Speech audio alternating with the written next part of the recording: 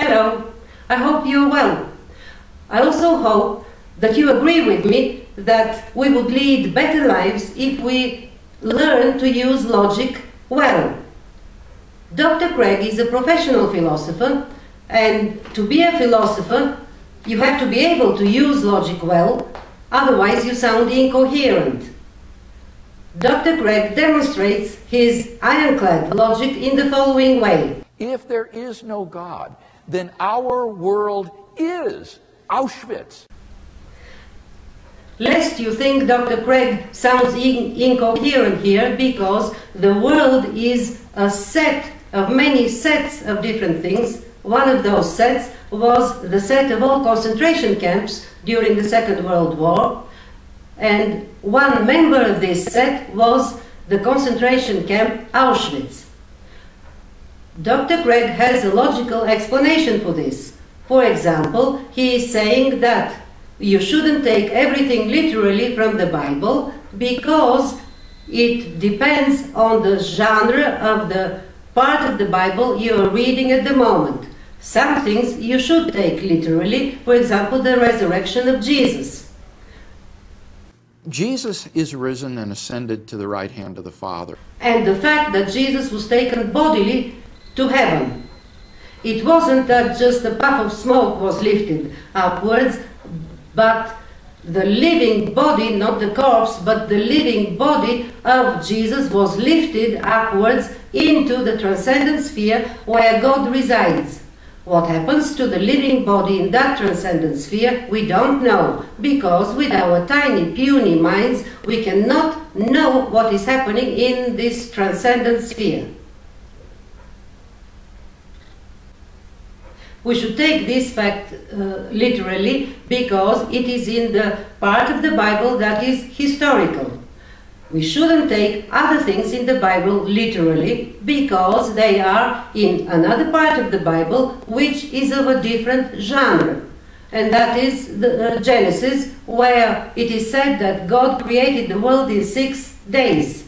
This we should not take literally. Look at Bruce Waltke's commentary on Genesis, for example, where he lays out a lot of the sorts of parallel structures that he sees in Genesis 1 that would be exactly indicative of the kinds of concerns that you would think are perhaps indicative of a more poetic kind of narrative. There's nothing grammatically in Hebrew that requires that when you have an ordinal number with day, that it has to be 24 hours, period. And in Hosea 6:2, I think, as I said, you have an exception to that.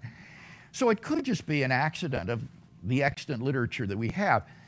And then the final point that I want to reiterate again, I don't think this even begins to address the question of whether or not a 24-hour day couldn't be used as a metaphor. I'm actually inclined to agree with you, actually, Brad, that the days in Genesis 1 are intended to be 24-hour days. But I don't think that that means that they're not metaphorical. The biblical theologian, I think, needs to look at the text and interpret it according to the genre of literature that it was, what we can determine about how the original author and his audience would have understood it, and try to understand what the text meant for him and that audience.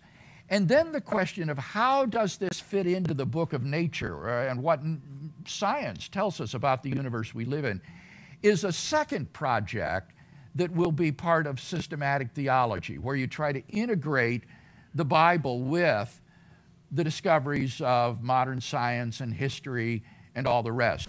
In the same way, Dr. Craig here is talking in a literary style, so we should not take him literally. He means the spirit of Auschwitz, the atmosphere of Auschwitz, the Auschwitz phenomenon. So we have this statement: if there is no God, our world is Auschwitz. But we look around and we see that our world is not Auschwitz. That means that God exists. No God, Auschwitz. Our world is not Auschwitz, so no Auschwitz, God. That means that Dr. Craig has logically proved that God exists. This logical thinking can be taken further. 70 years ago, Auschwitz did exist. So we have no God, Auschwitz. No Auschwitz, God. Auschwitz, no God. Because when Auschwitz existed, if we turn this statement, it means that God did not exist 70 years ago. That means that it is logically proved that today God exists. 70 years ago, God did not exist. That means that in this period of 70 years, somehow God was caused to begin to exist. We arrive at the conclusion with this definition of God. God was caused to exist in the past 70 years. If there is no God, then our world is Auschwitz. So at the beginning we proved, or Dr. Craig logically proved, that God exists because our world is not Auschwitz. Let's take this word God. The definition for God is that it is an uncaused being. So that is the God that exists now. But that is not so, because we already proved logically that 70 years ago God did not exist. He was caused to exist during these 70 years, and now we have God.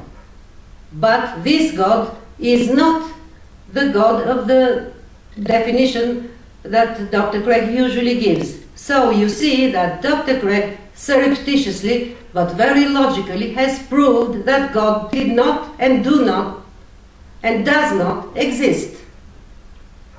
Bye. To say that the Holocaust was objectively wrong is to say that it was wrong even though the Nazis who carried it out thought that it was right. And it would still have been wrong even if the Nazis had won World War II and succeeded in brainwashing or exterminating everybody who disagreed with them so that everybody thought the Holocaust was right.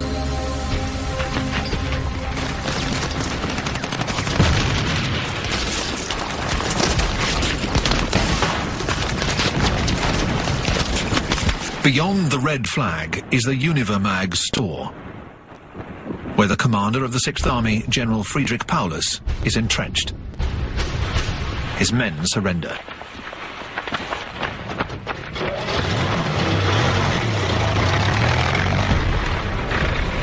The day before, Hitler had promoted him to Field Marshal, thinking it would compel him to commit suicide in order to save his honor.